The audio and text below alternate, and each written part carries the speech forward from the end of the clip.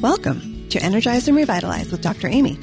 I'm Dr. Amy Coopersmith, a doctorate-prepared nurse practitioner, and this show is about empowering you to live a radiant, healthy, and balanced life. I'm very excited to introduce today's guest, Dr. Angelo Ippolito. Dr. Angelo is the owner of Palm Coast Health Chiropractic and brings over 30 years of experience in chiropractic care, providing patients with an effective alternative to injections, surgery, and medications in order to resolve pain. Dr. Angelo completed his undergraduate studies at Yale University with a degree in molecular biophysics and biochemistry.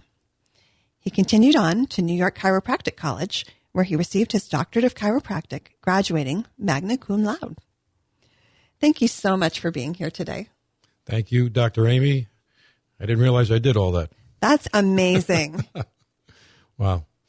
It's nice to hear. Yeah, it was a long journey, but here I am in the new hub of the universe, Palm Coast, doing as you are, trying to bring health and revitalization to the citizens here. Yes, and we're exploring knowledge. So today we're going to talk about myokines. Are you talking about the magical muscle molecules? I believe I am. Well, yeah, and thank you for, we went over a few topics, and you gave the okay on this one, which I think it's almost too good to be true for people like us who want to educate people that this subject exists.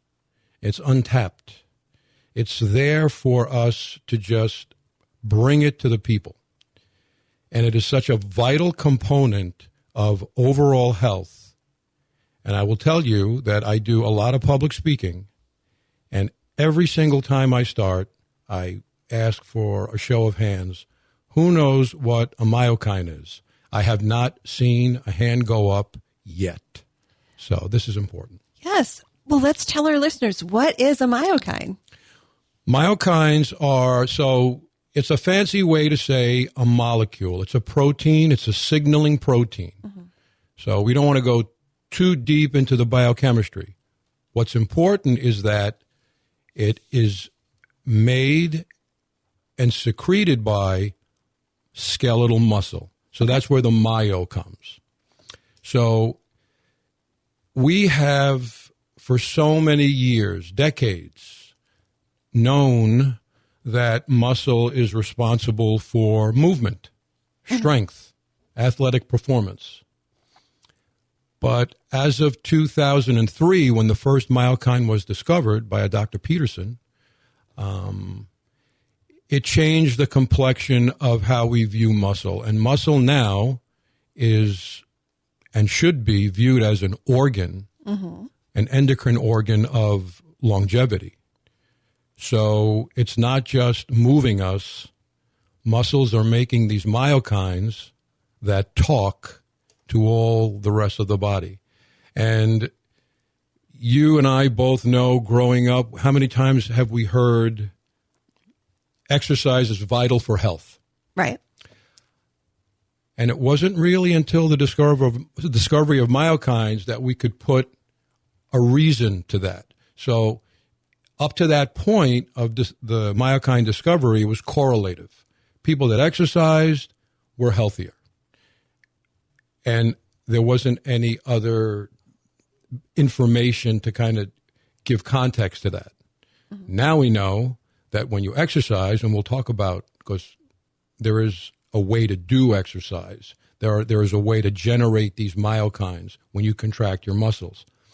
But now we know, when we go over the span of systems that myokines govern, that's the reason why exercise is going to improve overall health. That's so fascinating. So you mentioned myokines are messengers. Who are they talking to? Or what? All right, so let's take a step back and let's just think about you're contracting your muscles. Okay. And we'll go into that a little later as far as what's required for that. But you're exercising. And now, with every muscle contraction, the myokine comes out of the muscle. and it can work in one of three ways. The clinical terms here are autocrine, paracrine, and endocrine. Mm-hmm. So let's simplify that. Autocrine means if the muscle makes a myokine, that myokine is going to stay inside that muscle and do some magic. Mm-hmm. If it's paracrine, it's going to come outside the muscle and hang out there and affect nearby tissue. The most fascinating way that this happens, though, is that the myokine gets into the bloodstream, and now it goes and can reach all different organs, like the brain, mm-hmm. like bone, like liver, like pancreas, and get those tissues to do things that are going to support overall health. Right. So you mentioned a myokine can go to the brain. And why is that beneficial for the brain?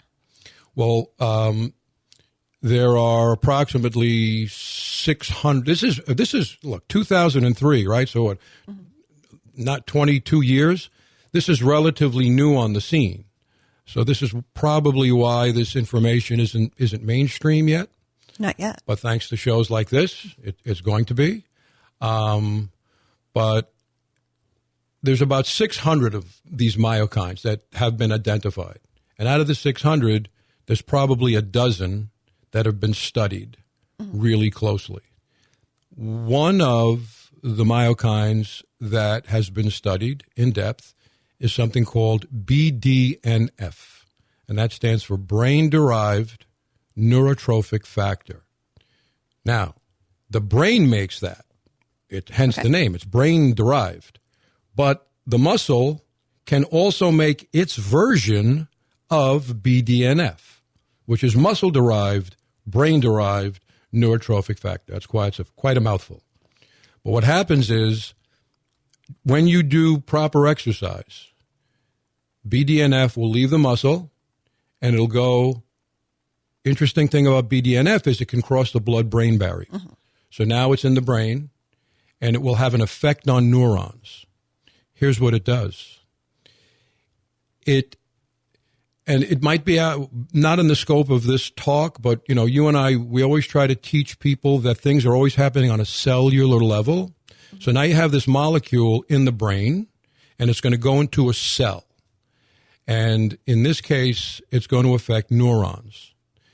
And BDNF is going to help neurons connect with each other. It's called synaptogenesis. Okay.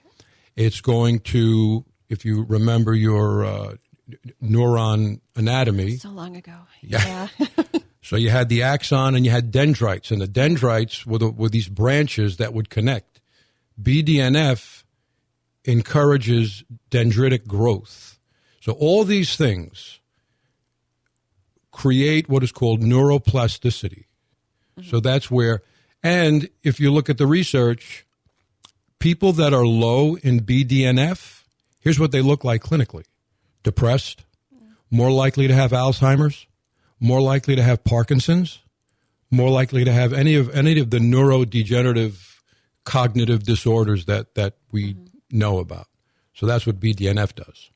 So when we say now that exercise helps prevent Alzheimer's and it helps cure depression, is it because the exercise is releasing the myokines or specifically the BDNF that increases neuroplasticity? I wouldn't say it's just there's a absolute causation there, but it's going to contribute. It's one of the myokines that's going to. So let's use that example. We're talking about exercise, and it's going to prevent Alzheimer's. Mm-hmm. Well, BDNF is one of the myokines that's going to do that. Now, there are other myokines that are also going to get into the brain and are going to decrease inflammation. Mm-hmm. Alzheimer's, like all these other chronic degenerative disorders, are inflammatory. So there's a myokine called interleukin-6, and that one, again, goes into the brain, gets into the cells, and basically once it gets past the cell membrane, and it's a complex topic, which is signaling proteins. But once this thing gets into the cell, it kickstarts a cascade of events, and ultimately, a lot of times, it'll wind up in the nucleus, causing the upregulation of a gene. And now that gene is going to make a protein that's going to be helpful. So that's kind of how these things work. But that's another way that a myokine could prevent Alzheimer's disease. Right. And so most chronic diseases, most people can agree now that inflammation is a component, whether it's cancer, Alzheimer's, like we mentioned, and even pain. So if we can do things to decrease inflammation, we're going to be healthier overall. Oh, yeah. Myokines also, so again, we talk about crosstalk. So that was crosstalk between the muscle and the brain. Mm-hmm. The muscle also talks to the immune system. The immune cells, of which there are many, mm-hmm. they make cytokines, which is another kind of protein, mm-hmm. that are either inflammatory, pro-inflammatory, or anti-inflammatory. You want a balance. A lot of people don't understand sometimes that it can't be too much immunity. That's an autoimmune disorder. Right. So you don't want too little immunity. That's with cancer and AIDS. That's not good. But too much immunity, that's a very pro-inflammatory situation. If you recall during COVID, do you remember the term cytokine storm? Yes. Well, cytokine storm is when there's too much of a response mm-hmm. from your immune system. So that clearly indicates an imbalance. By the way, the number one thing that balances those two things out is vitamin D. We could talk about that very important another time. But so inflammation is widespread in the genesis of all these chronic diseases. Mm-hmm. And myokines have a way, some of them, will get into the cell, if it's an immune cell, mm-hmm. and turn off the production of... So imagine now this myokine is in an immune cell, and the immune cell's job is to make cytokines. The myokine will instruct the immune cell to make less pro-inflammatory cytokines and more anti-inflammatory, like interleukin 10, for example. That's a very strong anti-inflammatory cytokine. So when we talk about immune cells, you mentioned autoimmune disease, and something we deal with a lot in my practice, and probably yours as well, is Hashimoto's. Thyroiditis. And so, and for our listeners, autoimmune disease means the body's attacking itself. So that's what we mean when we're saying that. So would releasing more myokines help, or myokines, excuse me, would that help with certain autoimmune disorders? Only in the sense of balancing the immune system. Okay. I mean, we could go off on a tangent here with Hashimoto's. Mm-hmm. We could talk about how, I'm sure you know this, most autoimmune disease starts in the gut. So gut health, yes. Things aren't right in the gut. And I don't like the term, but patients understand it, leaky gut. Right. So the integrity of the small intestine, it needs to be permeable, but it shouldn't be so porous that it's letting things into the system that shouldn't be there. Most people don't know that whatever inside your gut is technically outside your body. Mm. It's like physically inside, but that stuff is not in your circulation. Right. So that's our waste and things that need to exit the body. Exactly. And it should not enter the circulation no. because that can cause inflammation. So when the intestinal lining is a little too porous, mm-hmm. it's designed to let food molecules in, okay, the macronutrients, yes. amino acids, carbohydrate, saccharides, fatty acids. What shouldn't go through are big, giant proteins. Mm-hmm. And then there's also bacterial waste, lipopolysaccharide. These things should remain inside the gut. When they get out, here's what happens. If a big protein is allowed to get through into the circulation, your immune system is going to say, that doesn't belong. Right. And it's looking at it. It's surveilling it. It's fast. It's called molecular mimicry. And what's going to happen at some point is that protein sequence of amino acids that keeps coming in, maybe it's gluten or right. the gliadin molecule. Sooner or later, your body's going to say, you look like something in my body. You look like my thyroid. you look like my pancreas. You look like my joints. And that would be Hashimoto's thyroiditis. Right. That would be diabetes, type 2 diabetes. That would be rheumatoid arthritis, respectively. So, yeah. So we don't want that. No, we don't. No.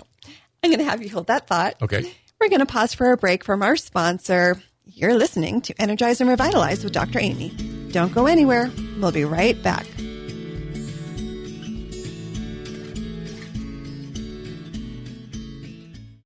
This August 9th, join my friends at CrossFit Bearcat in Bunnell for a powerful cause. The Mission 22 fundraiser. Help raise awareness and support for our veterans battling PTSD and help prevent suicide. Sign up to participate or make a donation online today at mission22.org. Every rep and every dollar makes a difference. Contact CrossFit Bearcat for more details and join them for a community welcome workout and event. Together, we can fight for those who fought for us. Welcome back to Energize and Revitalize with Dr. Amy. I'm Dr. Amy Cooper-Smith, and my guest today is Dr. Angelo Ippolito. Before the break, we were talking about myokines. And just to review for our listeners, myokines are substances secreted by the muscle that tell different organs to do different things. In order to secrete myokines, we need to contract our muscle. So what is the best way for a person to do this to release myokines? So a great question, and it's important to know this because movement in general is medicine, all kinds of movement. But if we're looking to get the myokine released, then we have to do, I call it a purposeful, meaningful contraction. So things like weightlifting, resistance training, high-intensity interval training. Basically, you're putting that muscle through a series of contractions, generating a stimulus strong enough to tell that muscle to change. And by the way, this is my definition of exercise. Okay. It is movement that will create a metabolic adaptation. So something that you're doing to your muscle where after the exercise event is over, that muscle's going to say, if he does this again, I'd better be faster, or I'd better have more endurance. Those are the three metrics. And if you're doing something with your muscles that is going to improve one or all three of those metrics, as far as I'm concerned, that's exercise. That's the type of exercise that is going to get you your myokine. Now, if you go deep into the research, which I have, sometimes a particular myokine is best elicited with resistance training. Okay. Other times, it's best elicited with long-duration aerobic training. So how do we know? Read the book. Read the book. How do we know when to do endurance training and when should we do weights? Well, this is where you get somebody that really can design a training program. So the first step, of course, is to not sit. Okay. So we've established that. Now you're up. So planned exercise, and again, everybody's goal is different. Do you want exercise for general health? Do you want exercise to burn fat? Are you an athlete? Are you trying to increase performance? And those nuances, I know a little about it, but I'd feel comfortable working with a trainer that really understood what you and I are talking about right now. But overall, a good weekly strategy for exercise would be a good amount of resistance training. You can't get around that. And I will tell you, as you talk to your patients, I talk to my patients, this is what is usually missing. Right. So the patient will say, I walk on the beach. Okay, that's nice. Walking's good. Yeah, I stretch. That's a big one. Okay. I stretch. Yoga is very nice. Isometric contraction. We'll talk about different contractions. But then I say, there's no evidence of you doing anything to your muscle to keep it. You're not stimulating. You're not challenging your muscle with a stimulation strong enough to build more of that muscle. And resistance training does that. Doesn't have to be weights. It can be body weight. Could be resistance bands. But that's resistance training. And so you need some of that if you're designing this weekly exercise program. You also need something that's going to train the aerobic system. So resistance training is anaerobic. You want aerobic training. And there's a couple of different flavors there. You want maybe 1 or 2 days of some of the long duration, which I can't stand. But you're on a bike and you're going to pedal for 30, 40, 50 minutes. It's not going to seem too challenging, but believe it or not, that establishes your baseline aerobic capacity. Then, once that's been established, now, every now and then, you throw in some interval training, which is almost like a cross between both, because you're using, and we'll talk about muscle fiber types in a second, you're using the muscle fiber types that you would use in resistance training while you're doing the high intensity. So when you cycle like a maniac, that is not fat burning, slow twitch, slow and steady. But you need to introduce that, and now you have all three: resistance training, long and steady, which is called zone 2, okay, and the high interval training. My opinion, that is a great mix. I agree. I think changing it up and not doing the same thing all the time. Yeah, sure. Because our bodies just get used to what we're doing. Yep. And you mentioned zone 2. So that's more of you're working, your heart rate's elevated slightly. Yeah. This is your listeners will find this very helpful. So I see people in the gym and they're using the heart monitor on the bike, which you just can't imagine how inefficient that is. They have heart monitors. They're looking at their watch. Yeah. Okay.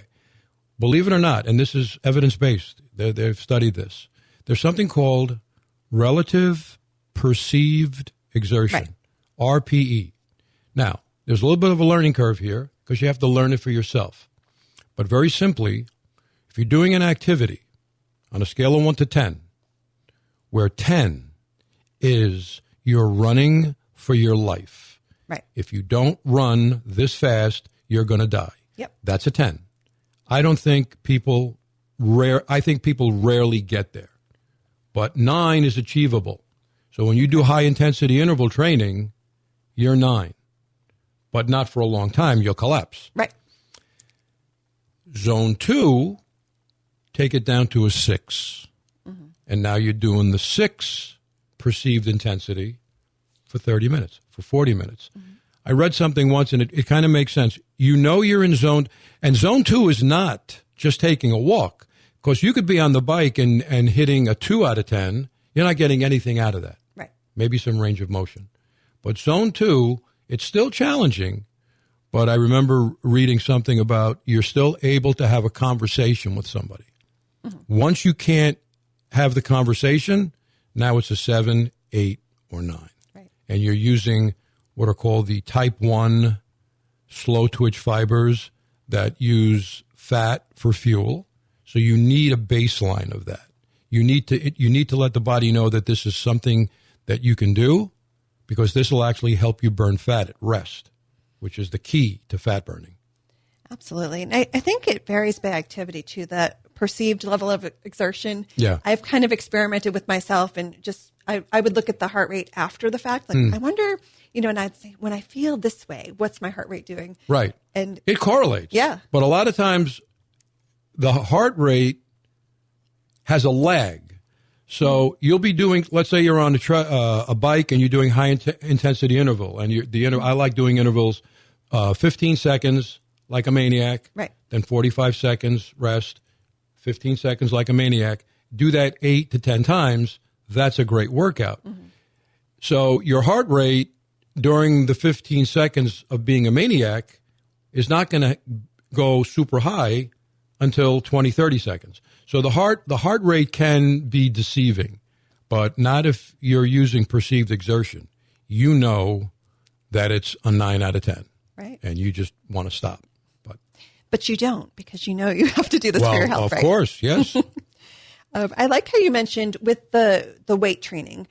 Sometimes people say, I can't afford to go to the gym or it's too much. And you can do body weight exercises, yes, which is free. You can do it anywhere as long as you have the right technique. Oh, yeah. I have something that I've created in my office. It's a very long story, but years ago I created this for an elderly woman patient who she was in her 60s and she knew that she was supposed to do resistance training. Mm-hmm. She was ahead of the curve. This is like 15 years ago, 20 years ago. But she said, I don't want to go to the gym. I'm afraid of people. I don't want to travel. Mm-hmm. I said, Elaine, I'm going to get a resistance band for you, and I'm going to cut it a certain length, mm-hmm. and I'm going to create a workout for you with this resistance band. And I've taken that to a very new, whole other level that I do this myself. Mm-hmm. But to your point, I could get a workout on the beach with my resistance band. I don't have to go to the gym. So yes, you don't have to go to the gym. You can do body weight. You could do resistance bands. Mm-hmm. But the key there is your muscle contractions have got to be meaningful enough to generate the myokines. Right. Now, let's say I want to know, am I generating myokines? Is there a test I can take to find out? Unfortunately, no. That would be great. I do blood work as you do. Right. And I would love to just send somebody off to the lab and get a nice printout mm-hmm. of what their myokine status is. You know, now that I'm thinking about it for the first time, it would be difficult to do because these are not the kind of things you store. Right. So you do the exercise, you generate them, they're in circulation for maybe a minute to an hour, and then they're gone. So I could see maybe testing somebody, like putting them on a treadmill or making them do weightlifting, and then measuring whether or not they're making myokines. Immediately after? Maybe, yeah. But again, someday. What's that going to tell us? So I would say we'll probably never see any kind of myokine panel. Mm-hmm. But the important thing to know is that we are making them when we exercise. Right. So it's another reason that we just have to exercise. Well, I thought about this morning, and I like, as you do, empowering people. Mm-hmm.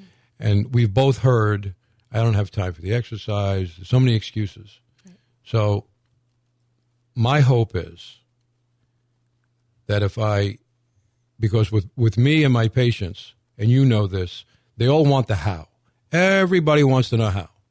You will not get that from me until you get the why. So I am going to force the why on you. And if you're not interested, you're not getting the how. Tough. But I'll give you the how once you get the why. And now you tell somebody who's kind of like, well, maybe I don't want to exercise. Why am I doing it? And now you say to them, hey, look, you see this myokine thing? Do you understand what they are? Do you understand that they're going to prevent cancer, that they're going to prevent diabetes, that they're going to make you less fat, that they're going to prevent Alzheimer's? That's something that a patient's going to understand. Really? Yes, really. Okay, maybe I'll join Planet Fitness or buy resistance bands. So I think that'll help people in general be more motivated to do this. We're giving them the why. Yeah, I like that. So we're just about out of time. Okay. So how can our listeners learn more about you and your practice? The best way to find out what the practice is go to Palm Coast Health, all one. Palm Coast Health. PalmCoastHealth.com. We have a very nice website. You'll learn a little more about me and the services I offer. There's a way to schedule an appointment there. We're doing a lot of social media lately. So you'll find us. We're here. Great. And we'll put a link on our page as well. I really appreciate it, Dr. Amy. Thank you again for joining me today. Thanks for having me. And thanks to our listeners for tuning in to Energize and Revitalize with Dr. Amy. If there are topics you would like to hear more about, please send an email to radiantpodcast2025@gmail.com. Check out past episodes on Amethyst Wellness YouTube And please like and subscribe. I'll be back next Saturday morning at 7:30 with more expert insights and practical strategies to help you live your healthiest, most energized life. Until then, stay healthy, and here's to your best life.